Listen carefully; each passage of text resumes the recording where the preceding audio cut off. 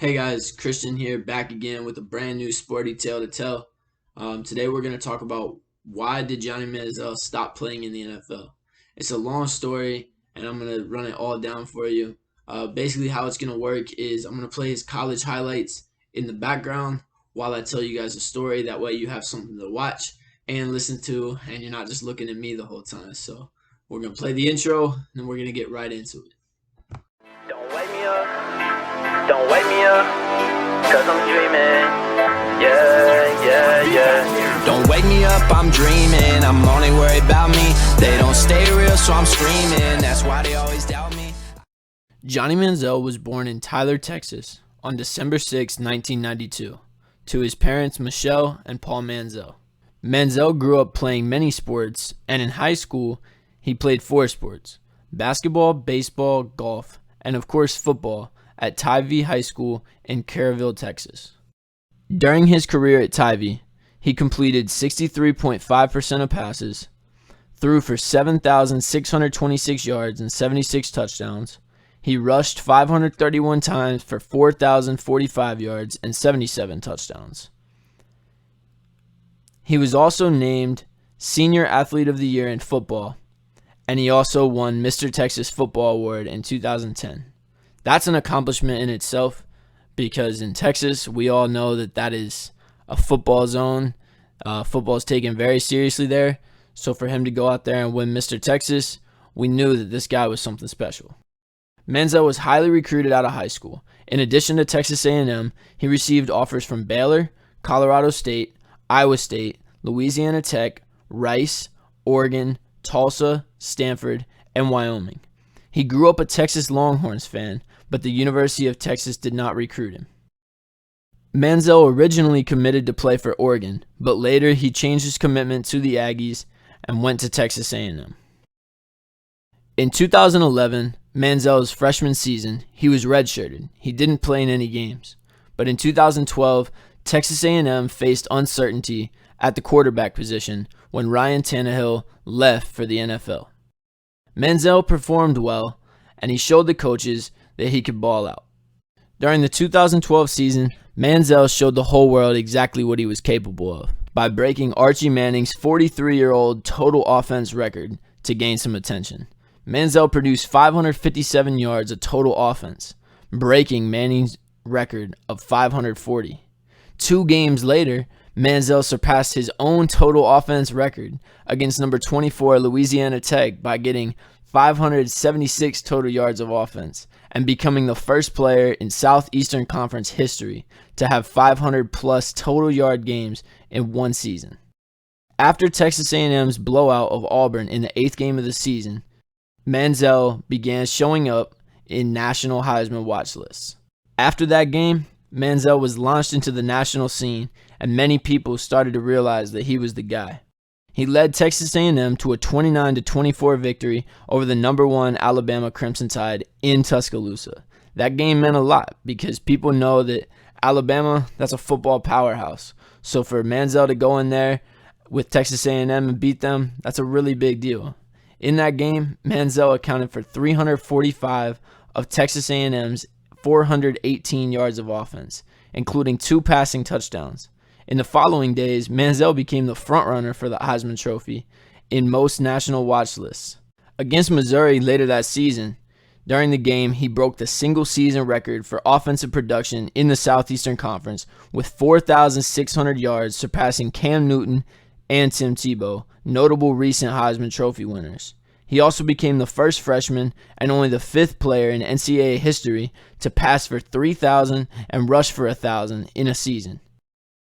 He won the SEC Freshman of the Year as well as the NCAA Freshman of the Year award. Manziel also won the Davey O'Brien Award on December 6th and turned right back around and won the Heisman Trophy on December 8th, making him the first ever freshman to win either the Davey O'Brien Award or the Heisman Trophy.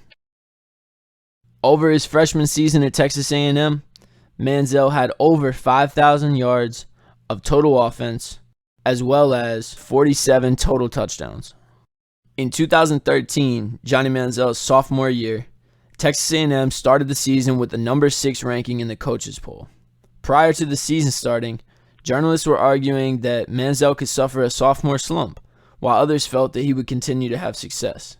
In the game against number 1 Alabama, Manziel threw for a school record of 464 yards and 5 touchdowns. But Alabama got the last laugh, winning the game 49-42 after Texas A&M had beaten them in the season before. Later in the season, in the 54-41 win over Mississippi State, Manziel tied his single-game career-high 5 touchdowns while also throwing for 446 yards. In 2013, though, Manziel finished 5th in the Heisman voting. Manziel finished his sophomore season with just over 4,800 total yards, finishing short of his freshman season with over 5,000 total yards. He also finished short of his freshman year total touchdowns with 46. But something good that came out of his sophomore year was his throwing stats were higher than his freshman year. He completed 69% of his passes for 4,114 yards and 37 passing touchdowns, 11 more passing touchdowns than his freshman season. In January 2014, Manziel announced that he would forego his junior season at A&M and enter the 2014 NFL Draft. The Browns drafted him as the 22nd overall pick in the 2014 NFL Draft. Manziel was the shortest quarterback ever drafted in the first round until Kyler Murray in 2019.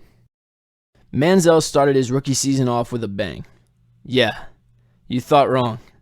Manziel started his rookie season off by pointing a middle finger at the Washington Redskins bench in a preseason game. A preseason game. We're not even talking about the real thing. We're talking about games that are played before the season starts. He lost the starting job to fellow quarterback Brian Hoyer, as he was named the starter over Manziel for the opening regular season game. But on November 30th, Manziel entered a game against the Buffalo Bills during the fourth quarter after an ineffective performance by starting quarterback Brian Hoyer. Manziel went 5 of 18 passing for 63 yards and also scored his first NFL touchdown on a 10-yard rush, but the Browns lost 26-10. Manziel made his first start in Browns' Week 15 game against the Cincinnati Bengals. Manziel completed 10 of 18 passes for 80 yards, but also had 2 interceptions, while being sacked 3 times. The Browns lost the game 30-0. Manziel completed 3 of 8 passes in his second career start against the Carolina Panthers on December 21st, 2014. But he left the game with a hamstring injury with less than 2 minutes remaining in the first half and was replaced by Hoyer. The Browns went on to lose 17-13. Manziel was ruled out for the Browns' regular season finale against the Ravens. The Browns did not make the playoffs. Overall, Manziel completed 18 of 35 passes for 176 yards and 2 interceptions, but he also rushed 9 times for 29 yards and 1 touchdown. Manziel didn't have an ideal rookie season. He didn't start off as the starter, and he didn't finish as the starter, and the Browns also got cut from the playoffs. The 2015 season, though, was Manziel's year. Yeah, you thought wrong again. Manziel didn't start off the season, but was brought in the very first game of the year against the Jets after starting quarterback Josh McCown was injured. Manziel scored his first career passing touchdown with a 54-yard pass. However, Manziel committed 3 turnovers in the second half, and the Jets won the game 31-10. Manziel did get to start the Week 2 game against the Tennessee Titans. He completed 8 of 15 passes for 172 yards and 2 touchdowns, and the Browns won the game. Sadly enough, though, that was probably Manziel's best game that he ever had as a Cleveland Brown and as a player in the National Football League.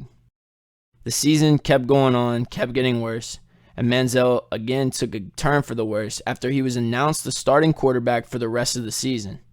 But Manziel's partying got back to him. A week later, after being named the starter, videos surfaced of him partying in Texas over the bye week. As a result, Manziel was benched the rest of the 2015 season.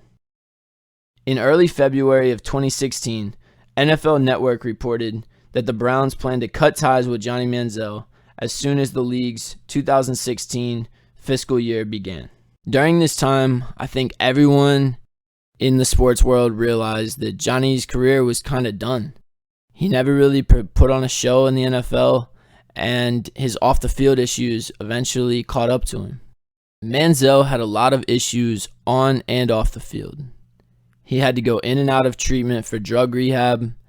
He dealt with domestic violence charges from his then girlfriend, and it seemed that nobody in the NFL really wanted him. Johnny was a great football player in college, but that always doesn't transfer over into the NFL. Sometimes you see guys who aren't that great in college, like Tom Brady, become one of the greatest quarterbacks of all time. But other times you see guys who are amazing in college and win Heisman's as a freshman and do all these terrific things in college. It just never transfers over to the NFL. A lot of people say that the fame got to his head and he started partying with the wrong people and started partying every night, and it eventually caught up to him on the field. In the NFL, it's a job. Guys are out there to provide for their families. Guys are out there because that's their number one thing. That's something they've always dreamed about doing. And with Johnny, he never could put the partying behind him. He never could put the off-the-field issues behind him. And it always seemed to be something that was ruining his on-the-field play. In 2018, Manziel signed a deal with the Tiger Cats of the Canadian Football League. But after spending the first 6 weeks on Hamilton's bench without playing, the Tiger Cats traded Johnny Manziel to Montreal. But Johnny's playing career in the CFL didn't last long. Eventually, the league decided to cut ties with Manziel after he missed a number of required meetings. But in 2019, Manziel signed an agreement to join the Alliance of American Football. He played for the Memphis Express, and he did decent there, but the league ended up folding after their inaugural 2019 season. Today, Johnny Manziel just finished a season with the Zappers of the Fan-Controlled Football League. In a USA Today interview this last February, Manziel stated that he joined the league out of boredom and expressed his disinterest in playing any more professional football in the future. Manziel played sparingly for the Zappers. He also missed a Week 3 game due to an emergency, but he was pulled from the semifinal playoff matchup for poor performance. Johnny had one of the greatest college careers that we will ever see, but unfortunately, it never transformed over to the NFL and professional football as a whole. The truth is, no one in professional football really wanted him. Johnny's off-the-field issues led to his poor performance on the field. And in professional football, you will get passed up if you aren't 100% in. Everyone has different opinions as to why he didn't succeed in the NFL, but I hope Johnny is doing well, and I hope he goes on to find happiness outside of football. I hope I was able to answer your question on why Johnny Manziel stopped playing in the NFL. This is Christian. This is Sporty Tales. Throw a comment, throw a like, throw a subscribe, and we'll see you next time.